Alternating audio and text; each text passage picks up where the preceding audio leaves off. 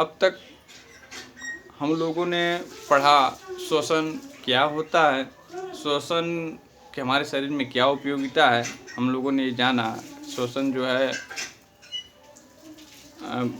Carbohydrate को तोड़ के श्वसन क्रिया में कार्बोहाइड्रेट का ऑक्सीकरण होता है और हमें ऊर्जा प्रदान मिलता है, जो हमारी समस्त जैविक क्रियाओं के लिए आवश्यक होता है। यानी ऊर्जा से हमारी जैविक क्रियाओं को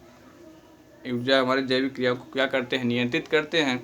और ऊर्जा हमें किससे प्राप्त होते हैं? पहले तो हमने देखा कि भोजन से हमें कार्बोहाइड्रेट मिला, फिर कार्बोहाइड्रेट का क्या हुआ, ऑक्सीकरण हुआ, ऑक्सीकरण से हमें क्या मिला, ऊर्जा, जिसमें एडीपी और एटीपी की महत्वपूर्ण भूमिका होती है। हम लोगों ने उसमें देखा मुख्य रूप से एटीपी को, जो श्वसन क्रिया के दौरान हमें ऊर्जा उत्पन्न करती है। और एटीपी को हम लोगों ने कहा कि इसे ऊर्जा का एक तरह से दलाल कहा जाता है, जो 95% ऊर्जा को प्रोड्यूस करता है। तो हम लोगों ने वहाँ देखा था। अब हम लोगों ने ये भी देखा था कि कैसे श्वसन की क्रिया पूर्ण होती है। जैसे हमने बताया था ग्लूकोज हुआ, ग्लूकोज में ऑक्सीजन मिलता है, भिन्न विशेष एंजाइमों की सहायता से उसे क्या कर देता है, बदल देता है, किसमें, कार्बन डाइऑक्साइड में तथा जल में, और बहुत ज़्यादा मात्रा में ऊर्जा उत्पन्न करता है। हम लोगों ने अगले वीडियो में ये देखा था। अब हम लोग देखेंगे कि श्वसन जो बांटा गया है श्वसन को, वो पहला है श्वासोच्छ्वास में, किसमें है, श्वासोच्छ्वास में है, और दूसरा किसमें है, ग्लूकोज का ऑक्सीकरण में है। पहला किसमें है, श्वासोच्छ्वास में है, और दूसरा किसमें है, ग्लूकोज का ऑक्सीकरण। ग्लूकोज का ऑक्सीकरण जो होता है कोशिकीय श्वसन के अंतर्गत होता है। किसमें होता है, कोशिकीय श्वसन के अंतर्गत होता है। तो श्वासोच्छ्वास हम अभी लाइन में पढ़ेंगे, जब हम डीपली पढ़ेंगे उसके आगे श्वासोच्छ्वास की क्रिया कब आएगी तो वो हम पढ़ेंगे। लेकिन पहले हम लोग पढ़ेंगे कोशिकीय श्वसन। क्या पढ़ेंगे, कोशिकीय श्वसन या ग्लूकोज का ऑक्सीकरण। हाँ, तो ग्लूकोज का ऑक्सीकरण या कोशिकीय श्वसन जो है, इसे दो भागों में विभाजित किया गया है। कितने भागों में, दो भागों में विभाजित किया गया है। वो दो भाग कौन कौन से हैं? वो दो भाग हैं हमारा अवायवीय श्वसन और वायवीय श्वसन। ये परीक्षा में पूछा जाता है। हाँ, बहुत मस्ट है, बहुत इम्पोर्टेंट है। परीक्षा की दृष्टि से यह पूछा जाता है, वायवीय तथा अवायवीय श्वसन में अंतर स्पष्ट कीजिए।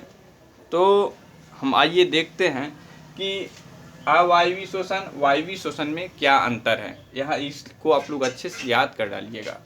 तो पहले क्या है, अवायवीय में क्या होता है, ऑक्सीजन की अनुपस्थिति होती है। यानी अवायवीय श्वसन में ऑक्सीजन की क्रिया नहीं होती है, ऑक्सीजन की अनुपस्थिति, ऑक्सीजन नहीं पाया जाता। जबकि वायवीय श्वसन में क्या है, ऑक्सीजन की उपस्थिति होती है। ये क्लियर हुआ?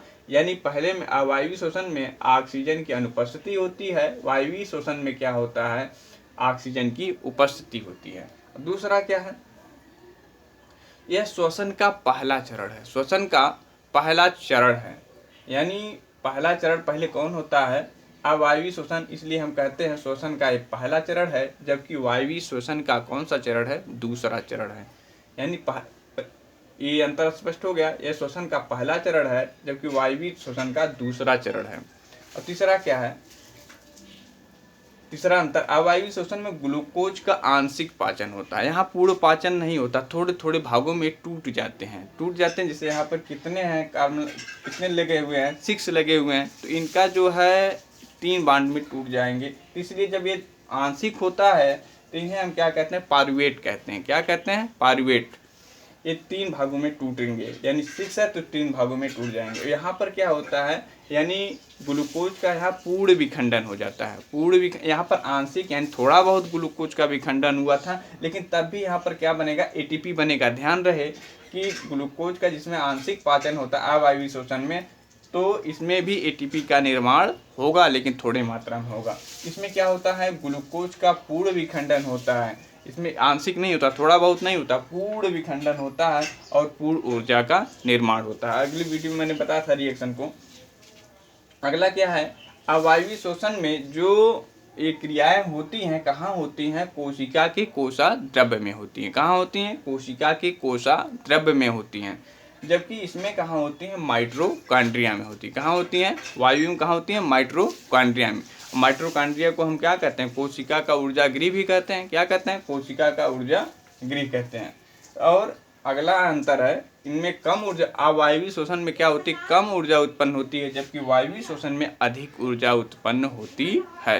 तो ये अंतर आप लोग स्पष्ट कर लीजिएगा, वायवीय तथा अवायवीय श्वसन में अंतर।